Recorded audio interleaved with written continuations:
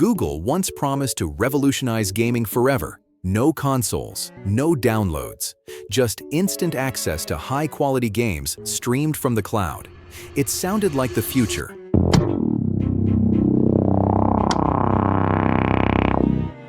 But only a few years later, that future completely collapsed.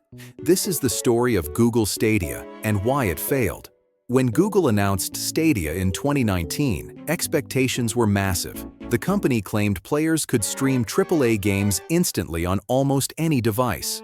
No expensive hardware, no long updates, just click and play. Google positioned Stadia as the next evolution of gaming, backed by one of the most powerful technology companies in the world. On paper, the idea was incredible. Stadia used Google's global server infrastructure to run games remotely and stream them directly to players.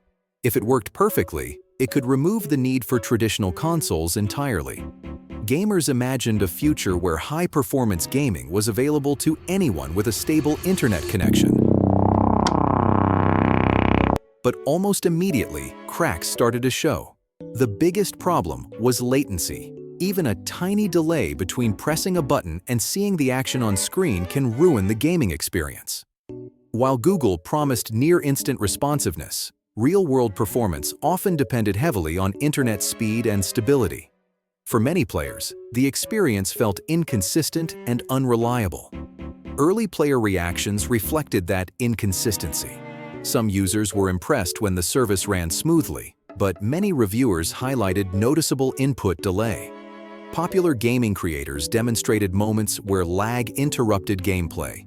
Even when Stadia performed well, another concern emerged.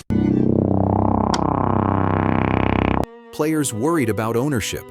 Since all games existed only in the cloud, customers questioned what would happen to their purchases if Google ever shut the service down. Another major issue was Stadia's business model. Unlike subscription services that offered large game libraries, Stadia required players to buy many titles individually at full price. Gamers were hesitant to invest money into a brand new ecosystem that had not yet proven its long-term stability. The value proposition simply did not feel strong enough.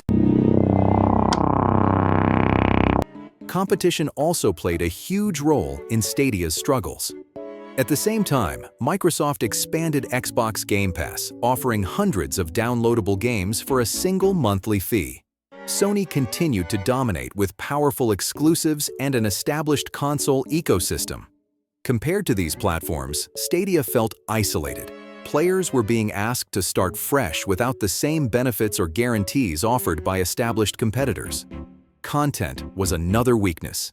Stadia launched without a strong lineup of exclusive titles. Historically, successful gaming platforms rely on must-play exclusives to attract users. Without compelling reasons to switch, most gamers stayed loyal to their existing consoles and libraries. Adoption slowed, Google began scaling back its ambitions. Internal game development studios were closed, signaling reduced long-term commitment. This decision further weakened consumer confidence. If Google itself seemed uncertain about Stadia's future, players were even less willing to invest their time and money. When Google officially announced Stadia's shutdown in 2022, many players were disappointed, but not surprised. Although the company refunded purchases, the closure confirmed the fears that had surrounded the platform since its launch. Stadia became a powerful reminder that technological innovation alone does not guarantee success.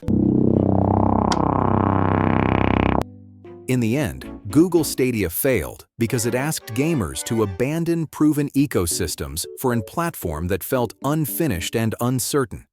Latency issues, a confusing business model, weak exclusives, and fierce competition all combined to undermine its promise.